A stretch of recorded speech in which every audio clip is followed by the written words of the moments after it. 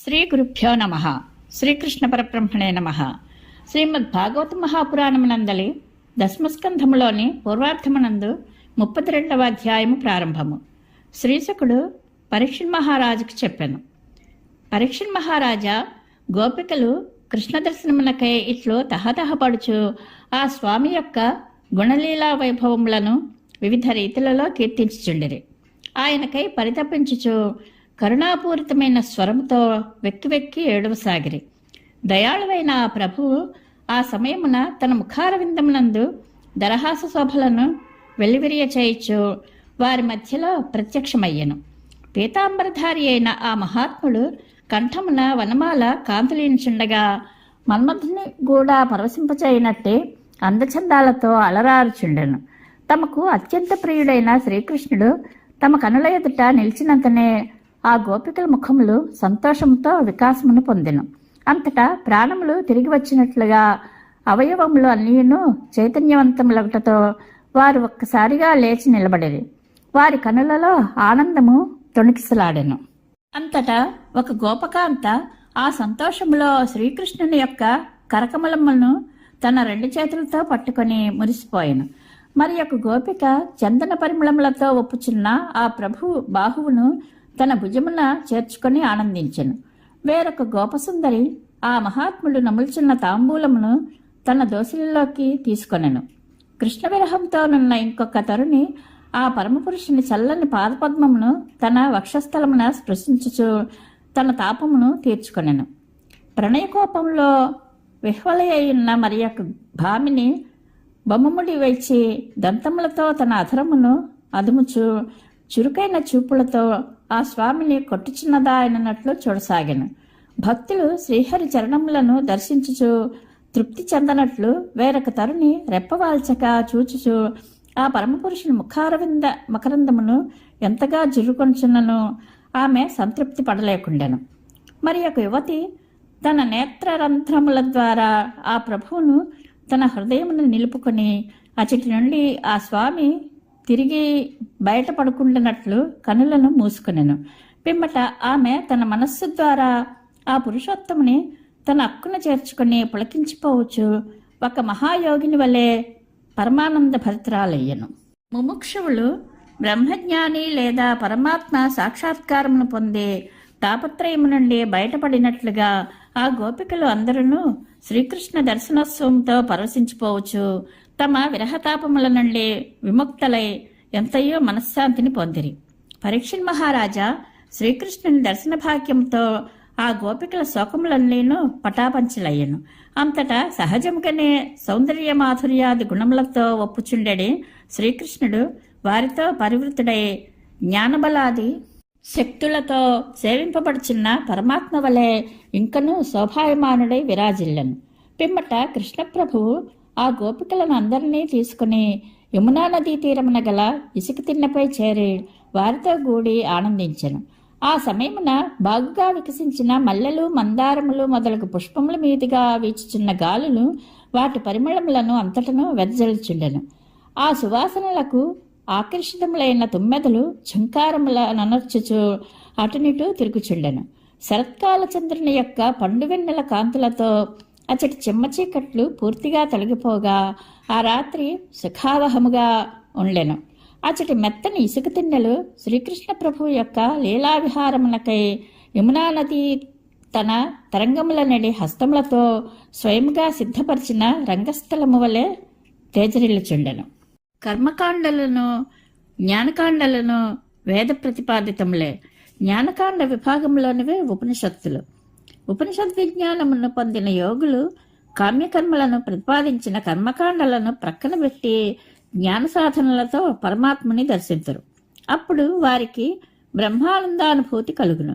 అట్లే శృతుల అంశాలతో జన్మించిన గోపికలు శ్రీకృష్ణ దర్శనాహ్లాద ప్రభావమున లౌకికములైన తమ విరహవేదనలను అధిగమించే పరమానందమును పొందిరి. అంతటా ఆ గోపాంగనలు వక్షస్థలముల యందలి కుంకుమలచే ముద్రితములైన తమ పమిటలను పరిచి ఆత్మబంధువైన కృష్ణప్రభువు కూర్చుండుటకై ఆసనములను కల్పించిరి. మహాయోగీశ్వరుల యొక్క హృదయములనడి సింహాసనములపై అభివసించుచుండెడి శ్రీకృష్ణ పరమాత్మ వేల కొలది గోపికలచే పరివృతుడై వారి కొంగులచే ఏర్పరచబడిన ఆసనములపై సుఖాసీనుడై కూర్చుండెను. అప్పుడు మూడు లోకములలో గల దివ్య సౌందర్యములను అన్నింటినీ ఒకే ఒక రాశిగా పోసిన దేహమును దాల్చిన ఆ ప్రభువు వారి పూజలను అందుకొనెను.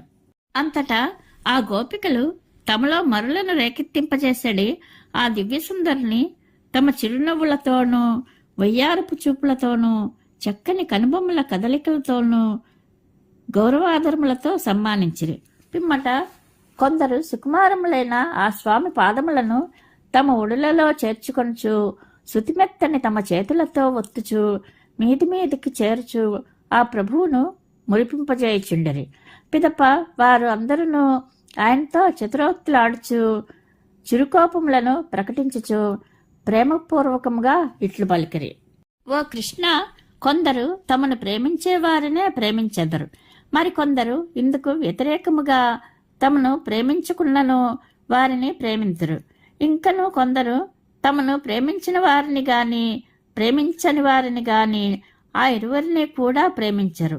ఓ స్వామి, వీరిలో ఎవరంటే నీకు ఇష్టము? కృష్ణ భగవానుడు ఇట్లు చెప్పెను. సఖులారా, కొందరు ప్రతిఫలాపేక్ష గలవారై తమకు మేలు చేసిడి వారినే సేవించరు. ఇందు మైత్రికి గాని ధర్మములకు గాని చోటు లేదు. వీరిలో స్వార్థబుద్ధి తప్ప మరి ఏమీ ఉండదు. సుందరీమణులారా, సహజముగానే దయాస్వభావం గల కొందరు తల్లిదండ్రులు తమ తనయులను వలనే తమను ప్రేమించిన వారిని కూడా సేవించరు. ఏలైనా వారి ప్రేమలో నిశ్చలమైన ధర్మము, చక్కని సుహృద్భావము ఉండును. కొందరు తమను సేవించిన వారిని కూడా సేవింపరు. ఇక తమను సేవింపని వారిని వారు సేవించని ప్రశ్నే ఉండదు కదా. ఇట్టి వారు 4 విధములుగా ఉందరు. కొందరు ఆత్మనిష్ఠులు, అనగా తమలో తామే రమించువారు, వారి దృష్టిలో ద్వైతము ఉండదు. మరికొందరు ఆప్తకాములు, అనగా కోరికలు అన్నీ నెరవేరిన వారు, కృతకృత్యులు, వారు ఇతరుల నుండి ఎట్టి ప్రయోజనమును ఆశింపరు. కొందరు కృతజ్ఞులు, అనగా మేలు చేసిన వారిని విస్మరించువారు. కఠినాత్మలు, అనగా తమకు మేలు చేసిన గురుతుల్యులైన వారికి కూడా ద్రోహము తలపెట్టువారు. చెలియలారా, నేను వీరిలో ఎవ్వడను గాను. అయితే నన్ను ప్రేమించే వారి పట్ల అదే విధమైన ప్రేమను నేను ప్రకటింపను. ఏలనన వారి చిత్తవృత్తి నా ఎడల మరింత అధికమగునట్లుగా, ధారావాహికముగా నిరంతరము నిలిచిండునట్లుగా వారి ఎడల నేను వ్యవహరించదను. ఒక దరిద్రునకు ఒకప్పుడు ధనము లభించి వెంటనే ఆ ధనము నష్టమైనచో అతని చిత్తము నిరంతరము నష్టపోయిన ధనమును గూర్చియే చింతించుచుండును. అట్లే నేను కూడా కలిసినట్లే కలిసి, కనిపించినట్లే కనిపించి, దాగి దాగి ఉండెదను.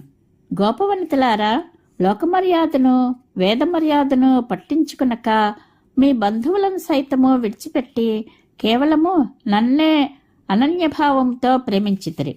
అట్టి తరి మీ చిత్తవృత్తులు మరొక వైపు మరలకుండా నాయందే నిలిచిండుటకు గాను నేను అదృశ్యుడనే పరోక్షముగా మిమ్ములను ప్రేమించుచునే ఇంటిని. కనుక మీరు నా ప్రేమలో తప్పులను వెతకవద్దు. మీరు అందరూ నాకు ప్రీతిపాత్రులే, అట్లే నేను మీ ప్రేమపాత్రుడను. ప్రియమైన గోపికలారా, మీ ప్రేమ నిష్కపటమైనది. నాపై మీరు చూపిన ప్రేమకు, మీ అమాయకమైన కృత్యములకు ప్రత్యుపకారం చేయుటకు నేను సమర్థుడను కాను. దేవతల ఆయుర్దాయమును పొందినప్పటికీ మీ రుణము తీరేది కాదు. మీరు నన్ను చేరుటకై విడదీయరాని దృఢమైన ఇళ్ళు వాకిళ్ళు అనే సంఖ్యలను పూర్తిగా తెగగొట్టిదిరి. నిర్మలమైన మీ ప్రేమభావమును నాయందే సమర్పించిదిరి. కావున మీరు మీ సాధు స్వభావముతో, నిష్కపటమైన ప్రేమతో నన్ను రుణ విముక్తిని చేయవచ్చును. కానీ నేను మాత్రము మీ రుణమును తీర్చుకొనలేను. కాదు కాదు, ఎప్పటికీ నేను మీకు రుణగ్రస్తుడను అయ్యే ఉండెదను. ఈ విధముగా శ్రీకృష్ణ పరమాత్మ యొక్క మృదు మధుర వచనములకు గోపికలు ఎల్లరూ సంతోషముతో పొంగిపోయిరి. ఇది శ్రీమద్ భాగవత మహాపురాణం నందలి దశమస్కంధములోని పూర్వార్థమునందు 32వ అధ్యాయము సంపూర్ణము. శ్రీకృష్ణానుగ్రహ ప్రాప్తిరస్తు. శుభం భూయాత్.